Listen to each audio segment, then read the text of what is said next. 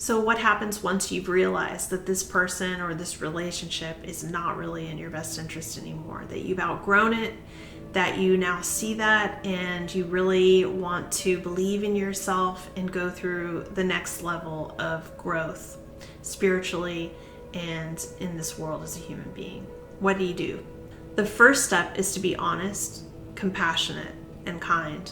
To tell them your truth, what you've discovered, what you know about yourself, what you know about your needs, and what you intend upon doing with that in a very kind and loving and compassionate way. It's important to have empathy for what they're hearing and feeling, because the scariest thing in the world for someone is to be left behind. The scariest thing in the world is for them to realize that they are unacceptable, and you very much could be triggering a rejection wound within them that could have been there for a long time. So the pain and suffering that they might potentially feel by you breaking up with them, it can be sincere, but it's important not to let this knowledge hijack you and make your decision different, because you'll just lose even more time waiting for them to catch up. They might just need to be alone before they come to terms with things as they are and actually start doing a good work in their own lives. It's important to recognize that you can still love someone and you can still befriend them, even if you're not in a committed relationship.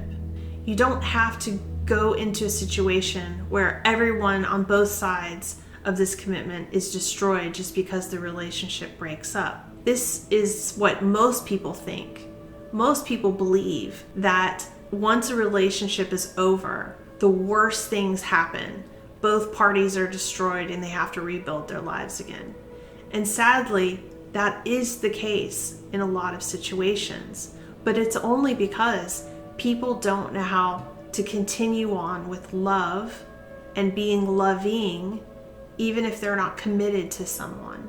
You can still be their friend, and you can still choose to be kind to them and support them as long as they can be fair to you. This is what is important. Then you can still have that relationship available to you. Breaking up with someone does not mean that you have to lose a friend. It's only necessary if that person needs to go on their own path of maturation that you disconnect. And there are many situations where this is true, where disconnection is a very important thing to do, because if you stay in the life of someone who hates you and is angry that you broke up with them and only wants to see you fall and manipulates outcomes to cause you harm, then that's a dangerous relationship to keep intact and to keep around. It's better that you have your own private life away from that so that you can grow and mature in the way that is natural to you without having someone who has made an enemy out of you bombard you with their hatred and toxicity.